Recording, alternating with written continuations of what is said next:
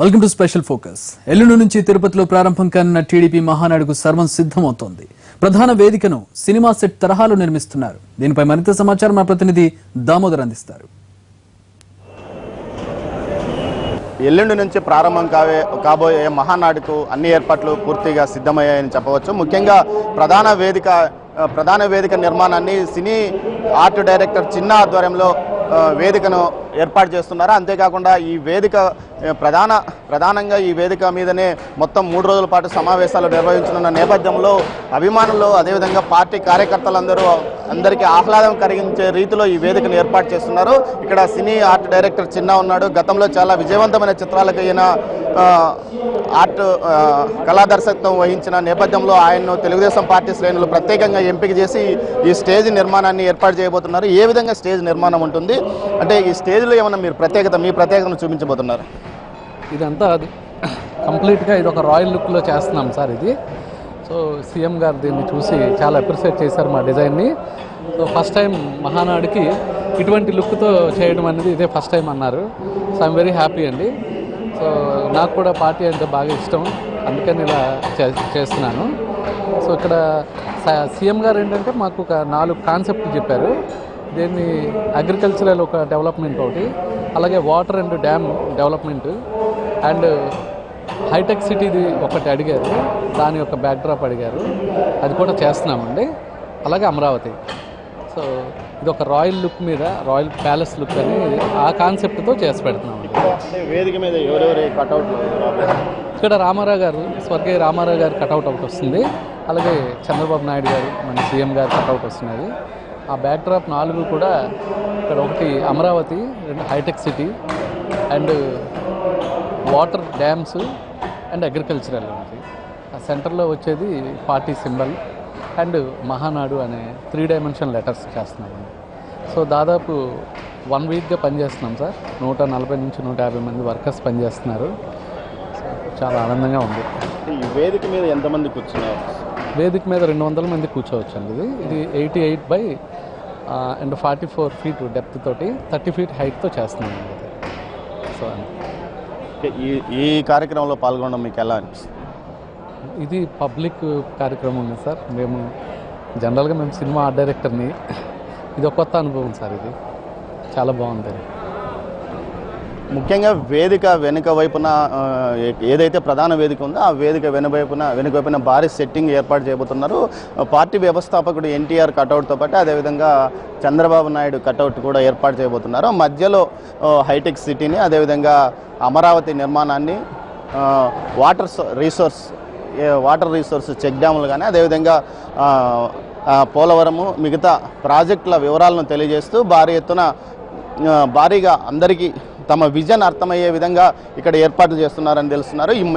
ఈ ప్రధాన వేదిక మాత్రం చిత్తూరు జిల్లా ఎస్పీ ఘట్టంనేని శ్రీనివాస్ను ఇన్ఛార్జ్గా నియమించారు. అదేవిధంగా ఒక 6 డిఎస్పీలతో పాటు ఒక ఏఎస్పీ కూడా ఈ ప్రధాన వేదిక బాధ్యతను పూర్తి స్థాయిలో నిర్వహిస్తారు. వేదికలోకి లోపలికి రావడానికి సుమారు 4 ద్వారాలు ఏర్పాటు చేశారు. నెహ్రూ మున్సిపల్ స్కూల్ యొక్క కాంపౌండ్కు ఒకటి ముందు వైపున మీడియాను, అదేవిధంగా వీవీఐపీలు రావడానికి ముందు వైపున గేట్ ఏర్పాటు చేయగా మిగతా పార్టీ ప్రతినిధులు హాజరు కావడానికి, మహిళా ప్రతినిధులు ఒకవైపు నుంచి హాజరు కావడానికి, అదేవిధంగా పార్టీ ప్రతినిధులు హాజరు కావడానికి మొత్తం మీద అన్ని ఇప్పటికే బారికేడ్లుగా ఏర్పాటు చేసి ఏ వైపున ఎవరు కూర్చోవాలన్న అది కూడా పూర్తి స్థాయిలో పక్కాగా ఒక వ్యూహం ప్రకారం ఏర్పాటు చేశారు.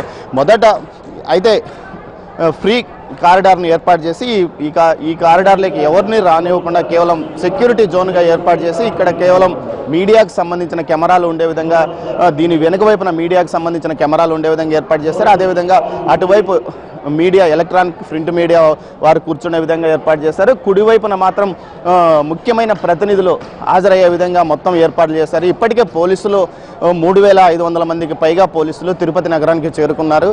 ముఖ్యంగా 5 మంది ఎస్పీలు ఈ బాధ్యతలు నిర్వహించడానికి, ఐపీఎస్ అధికారులు 5 మంది ఈ బాధ్యతల నిర్వహణలో పాలు పంచుకునే విధంగా అన్ని ఏర్పాట్లు పూర్తి చేశారు. దీంతోపాటు ట్రాఫిక్ క్రమబద్ధీకరణ కోసం తిరుపతి నగరానికి ఒక ఎస్పీని ఏర్పాటు చేశారంటే ఇక్కడ పరిస్థితి అర్థం చేసుకోవచ్చు. ముఖ్యంగా తిరుమల వెంకన్న దర్శనానికి వచ్చే భక్తులకు ఎటువంటి ఇబ్బంది కలగకుండా ఎటువంటి వాహనాలు ఎక్కడికెక్కడ నిలిచిపోకుండా భక్తులు సాఫీగా తిరుమలకి వెళ్ళే విధంగా అన్ని ఏర్పాట్లు పూర్తి చేశామని అధికారులు ఇప్పటికే చెప్తున్నారు. దీంతోపాటు వచ్చే కార్యకర్తలకు ప్రతినిధులకు వసతి సౌకర్యాల ఏర్పాట్లలో కూడా పూర్తి స్థాయిలో ఎటువంటి ఇబ్బందులు కలగకుండా అన్ని ఏర్పాట్లు చేశామని 30,000 మంది ప్రతినిధులు హాజరయ్యే విధంగా అన్ని రకాల చర్యలు తీసుకున్నట్లు చెప్పడమే కాకుండా పూర్తి స్థాయిలో వారికి వసతి భోజన సౌకర్యాలు ఏర్పాటు చేశారు. దీంతోపాటు ప్రధాన వేదిక మీదకి ఒక ముఖ్యమైన ప్రతినిధులు ఎవరైతే వేదిక మీదకి వస్తారో వాళ్ళని మాత్రమే లోపలికి అనుమతించే విధంగా అన్ని రకాల ఏర్పాట్లు తీసుకొని ఇప్పటికే లిస్టు పూర్తి స్థాయిలో వారికి పంపించడం కూడా జరిగిందని పోలీసు అధికారులకు ఒక లిస్టును కూడా తయారు చేసి పంపించారు. ఇక్కడ రాష్ట్ర మహిళా అధ్యక్షురాలు ఉన్నారు, ఆమెను అడిగి తెలుసుకుందాం. చెప్పండి, మీరు మహానాడుకు ఎంతమంది మహిళా ప్రతినిధులు హాజరవుతున్నారు, ఏ విధంగా వారికి ఏర్పాట్లు చేస్తారు? ఈసారి మహానాడుకి మాకు ప్రత్యేకంగా 34 సంవత్సరాల తెలుగుదేశం చరిత్రలో ఎప్పుడు కూడా మహిళలకి ప్రాధాన్యత ఇస్తూ వస్తుంది తెలుగుదేశం పార్టీ. ఈసారి స్పెషల్గా ఒక ఎన్కరేజర్ పెట్టడం జరిగింది. మహిళా ప్రాంగణం వాళ్ళకు భోజన సదుపాయాలు కూడా సపరేట్గానే పెట్టడం జరిగింది. అలాగే అకామిడేషన్ కానీ అన్నీ కూడా మహిళల కోసం ప్రత్యేకంగా ఏర్పాటు చేస్తారు. ఈ జిల్లాలో ఉన్నటువంటి నాయకత్వం కానీ రాష్ట్ర నాయకులు కానీ ఈ రోజున మాకు ప్రతి సంవత్సరం కూడా ఈ సంవత్సరం చాలా బాగా జరిగింది అనుకుంటే ఈ సంవత్సరానికి ఇంకా బాగా జరుగుతూ ఉంది. ఇప్పుడు మాకు మే 28వ తేదీ అన్నగారి పుట్టినరోజు, మాకు పెద్ద పండగ రోజు కాబట్టి 27, 28, 29 3 రోజులు కూడా మరి ఒక పండగ వాతావరణంలోనే మహానాడు జరగబోతా ఉంది. ఇక్కడ ఈ వేదిక మీద మహిళలకు సంబంధించి కూడా మరి కొన్ని తీర్మానాలు కానీ అలా గతంలో చేసినటువంటి తీర్మానాల ఒక ఇచ్చినటువంటి హామీలు నెరవేర్చడంలో కానీ అలాగే ఈ 2 ఏళ్లలోని ప్రభుత్వం చేసినటువంటి పథకాలు ఏవైతే ప్రజల కోసం ఉన్నాయో సంక్షేమ పథకాలు కానీ నీరు ప్రజలకు సంబంధించి కానీ రాజధానికి సంబంధించి కానీ ఇటువంటి అంశాల మీద తీర్మానాలు కూడా ఈ వేదిక ద్వారా వెళ్ళబోతా ఉన్నాయి. అదేవిధంగా రాబోయే రోజుల్లో ఇంకేం కార్యక్రమాలు ప్రజల కోసం చేస్తాం, మహిళల కోసం కానీ బీసీల కోసం కానీ ఎస్సీ ఎస్టీల కోసం కానీ యూత్ కోసం కానీ ఇవన్నీ కూడా మరిన్ని కార్యక్రమాలని ఈ వేదిక ద్వారా నిర్ణయాలు కూడా జరగబోతా ఉన్నాయి. కాబట్టి ఈ మహానాడు 2 సంవత్సరాలు మరి ప్రభుత్వం వచ్చిన తర్వాత పూర్తి చేసుకొని 3వ సంవత్సరంలో అడుగుడుతున్నటువంటి పరిస్థితిలోని ఒక ప్రత్యేకమైనటువంటి మహానాడుగా తిరుపతిలో ఎస్పెషల్లీ గతంలో కూడా ఇదే ప్లేస్లో ఎలక్షన్ ముందు మేము మహాగర్జన ఏర్పాటు చేయడం జరిగింది. అప్పుడు ఆ రోజున చేసినటువంటి ఇక్కడ మొదటిగా ఈ జిల్లాలో పెట్టి ఒక శంఖం పూరిస్తే ఒక మంచి మెజార్టీతో ప్రజానీకం గెలిపించడం జరిగింది. అలాగే మరి ఎంతో ఒక వెంకటేశ్వర స్వామి ఆశీస్సులతోటి రేపు రాబోయే రోజుల్లోని ఒక మంచి కార్యక్రమాలు కొత్త రాజధానిలోని మంచి కార్యక్రమాలు తీసుకెళ్ళడం కోసం మహానాడు వేదిక కానుంది. మహానాడు వేదికగా గతంలో మహాగర్జన ద్వారా తాము ప్రజల్లోకి ఇక్కడి నుంచే తమ యాత్ర ప్రారంభమైందని మరోసారి ప్రజల ముందుకు ఈ వేదిక నుంచే తిరుపతి మహానాడు నుంచి తాము వెళ్ళబోతున్నామని, అంతేకాకుండా ఇప్పటి వరకు 2 సంవత్సరాల కాలంలో ప్రజలకు తమ ప్రభుత్వం ఏం చేసింది అనేది చెప్పడమే కాకుండా భవిష్యత్తు 3 సంవత్సరాల కాలంలో తాము భవిష్యత్తులో ఎటువంటి కార్యకలాపాలు చేయబోతామన్న విషయాన్ని కూడా మహానాడు వేదికగా తెలియజేస్తామని వీరు అంటున్నారు. మరోవైపు ఈ ఏర్పాట్లు పూర్తి స్థాయిలో రేపు మధ్యాహ్నానికి పూర్తి స్థాయిలో పూర్తయ్యే అవకాశం ఉంది. రేపు ఉదయం లోకేష్ వచ్చి మొత్తం ఈ వ్యవహారాలను పర్యవేక్షించనున్నారు. తిరుపతిలో ఎల్లుండి నుంచి 3 రోజుల పాటు జరగనున్న టీడీపీ మహానాడును భారీ బందోబస్తు ఏర్పాటు చేస్తున్నారు. అధికారులు ఈ ఏర్పాట్లను పర్యవేక్షిస్తున్నారు. 5 ఐపీఎస్ అధికారుల పర్యవేక్షణలో భద్రతా ఏర్పాట్లు జరుగుతున్నాయి. దీనిపై మరింత సమాచారం మా ప్రతినిధి దామోదర్ అందిస్తారు. 27 నుంచి 3 రోజుల పాటు నిర్వహించనున్న మహానాడుకు భద్రతా పరంగా పోలీసులు పెద్ద ఎత్తున బందోబస్తు ఏర్పాటు చేశారు.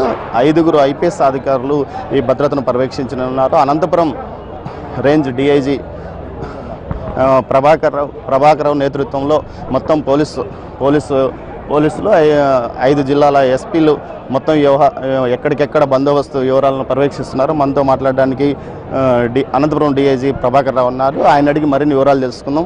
ఎంతమంది బందోబస్తుకు వినియోగించబడుతున్నారు, ఎంతమంది అధికారులు సార్ ఎంతమంది పోలీసులను ఇందుకోసం వినియోగిస్తున్నారు, ఎంతమంది ఎవరెవరికి ఏ విభాగాల్లో బాధ్యత అప్పగించారు? అంటే రిక్వైర్మెంట్ ఎంతమంది మహానాడు బందోబస్తుకి అవసరం అంత మేరకు ఉపయోగించడం జరుగుతుంది. ముఖ్యంగా 5 ఎస్పీలు, 3 కమాండెంట్స్ అంటే వాళ్ళు కూడా SP cadre officer, battalion commandants. వాళ్ళు, నేను డిఐజీ అనంతపూర్ రేంజ్, అందరం కూడా ఇంకా senior officers, Rayalaseema IG Sridhar Rao గారు, అడిషనల్ డీజీ గారు, అందరి పర్యవేక్షణలో బందోబస్తు ప్రొవైడ్ చేయడం జరిగింది. ముఖ్యంగా వెన్యూ అంతా కూడా చిత్తూరు ఎస్పీ శ్రీనివాస్ గారు ఇన్ఛార్జ్. అదేవిధంగా కడప ఎస్పీ డైనింగ్ ప్లేసు, ఈ exhibition stalls, blood donation camp, ఈ అదర్ గేట్స్ కొన్ని ఆయన ఇన్ఛార్జ్గా ఉంటారు. ట్రాఫిక్ అంతా కూడా అనంతపూర్ ఎస్పీ, తర్వాత సిఐడి నుంచి ఎస్పీ కాంతిరాణా టాటా, వాళ్ళిద్దరు కూడా మొత్తం ట్రాఫిక్ అరేంజ్మెంట్స్ చేస్తారు. మిగతా కమాండెంట్స్ సెక్యూరిటీ పరమైన విషయాలన్నీ కూడా వాళ్ళు కమాండెంట్స్ చేస్తారు. సరే, ఇంకోటి ట్రాఫిక్ వల్ల భక్తులు కానీ, అదేవిధంగా ఎదురుగా స్విమ్స్ హాస్పిటల్ కానీ, రుయా హాస్పిటల్ ఉన్న వీళ్ళంతా ఇబ్బంది పడే పరిస్థితి తలెత్తకుండా పూర్తి జాగ్రత్త, గతంలో మీరు ఇక్కడ పనిచేసిన అనుభవంతో ఎటువంటి చర్యలు తీసుకున్నారు? ముఖ్యంగా మనకి ఎదురుగా హాస్పిటల్స్ ఉండటం వలన మొత్తం బందోబస్తులో దానిని హైలైట్ చేస్తూనే బందోబస్తు జరిగింది. వీళ్ళందరికీ కూడా బ్రీఫింగ్ చేసినప్పుడు కూడా మొట్టమొదటి ట్రాఫిక్ వాళ్ళకి ఎవరిని కూడా పేషెంట్స్ని ఇబ్బంది పెట్టకుండా, ఎవరు కూడా పేషెంట్స్ ఉన్నా ఏ ట్రాన్స్పోర్ట్లో వాళ్ళు వస్తున్నా కూడా వాళ్ళని అలౌ చేయమని చెప్పడం జరిగింది. అది కాకుండా కూడా వాళ్ళ అవుట్స్కట్స్లోనే వాళ్ళు వచ్చే వెహికల్స్కి ఎమర్జెన్సీ అని పోలీసు ఒక స్టిక్కర్ అంటిస్తారు. ఆ స్టిక్కర్ ఉంటే నేరుగా వాళ్ళని అలౌ చేయడం జరుగుతుంది. అంబులెన్స్లన్నీ ఫ్రీగా అలౌ చేయడం జరుగుతుంది. అందుకని సెన్సిబుల్గా గుర్తించే విధంగా ఇక్కడ పనిచేసిన ఆఫీసర్స్ని కొంతమందిని స్పెసిఫిక్గా వివేకానంద సర్కిల్, ఆర్కే జంక్షన్ దగ్గర పెట్టడం జరిగింది. సో దట్ వాళ్ళు ఐడెంటిఫై చేస్తారు, ఎవరికి ఇబ్బంది కలగకూడదు. మనకి పేషెంట్సే కాకుండా ఇప్పుడు ఈ 3 రోజులు కూడా ఇండియన్ ఇంజనీరింగ్ సర్వీస్ ఎగ్జామినేషన్ కూడా ఉంది. దానికి సంబంధించి కూడా ఎవరైనా హాల్ టికెట్ చూపించగానే అలౌ చేయమని చెప్పాము.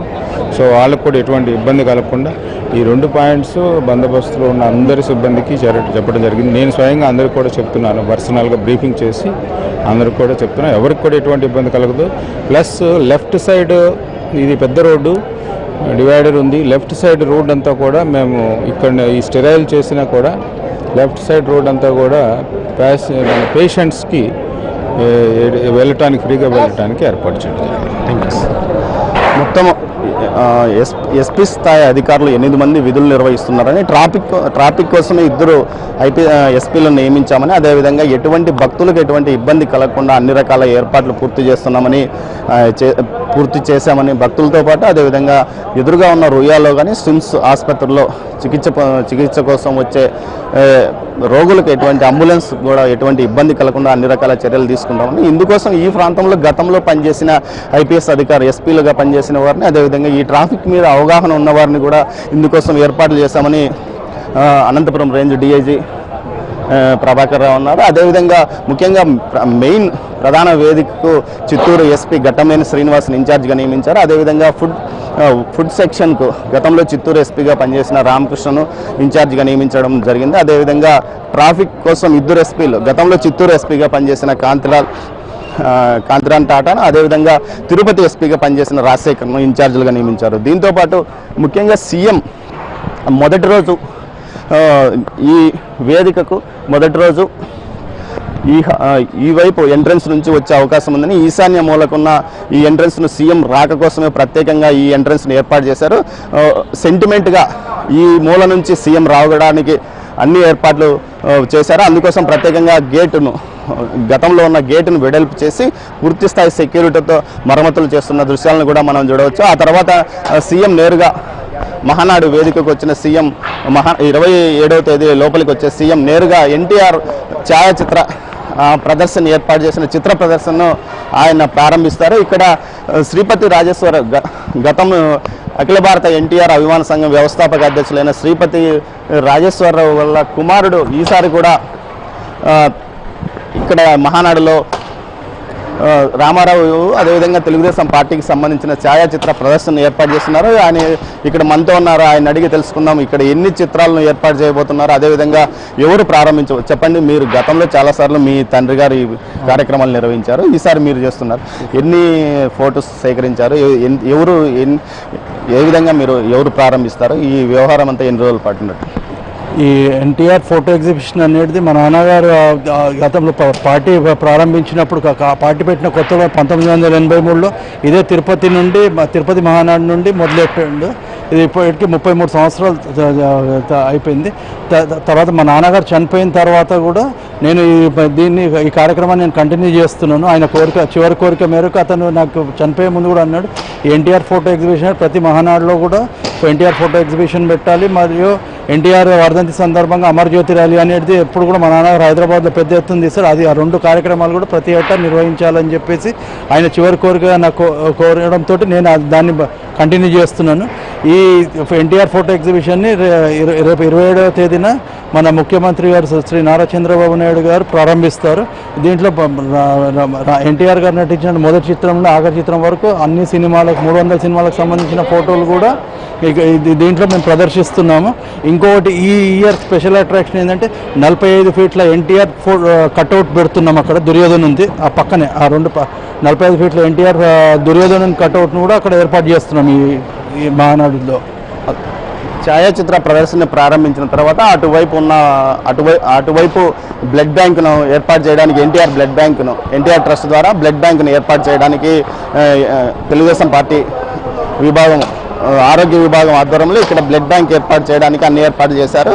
ఈ బ్లడ్ బ్యాంకు ప్రారంభించిన తర్వాత నేరుగా చంద్రబాబు నాయుడు వేదిక మీదకి వెళ్ళి కార్యక్రమాలను ప్రారంభించున్నారు. మొత్తం మీద బ్లడ్ బ్యాంకు, ఎన్టీఆర్ ఛాయాచిత్ర ప్రదర్శన ఈ 2 కార్యక్రమాలను ముగిసిన తర్వాతనే చంద్రబాబు నాయుడు మొదటి రోజు 27వ తేదీ మహానాడు కార్యక్రమాలను ప్రారంభించబోతున్నారు. కెమెరా పర్సన్ చెంచయ్యతో దామోదర్, ఎన్టీవీ, తిరుపతి మహానాడు ప్రాంగణం నుంచి. ఇది ఎల్లుండి నుంచి 3 రోజుల పాటు జరగనున్న మహానాడుకు సంబంధించిన స్పెషల్ రిపోర్ట్. చూస్తూనే ఉండండి ఎన్టీవీ.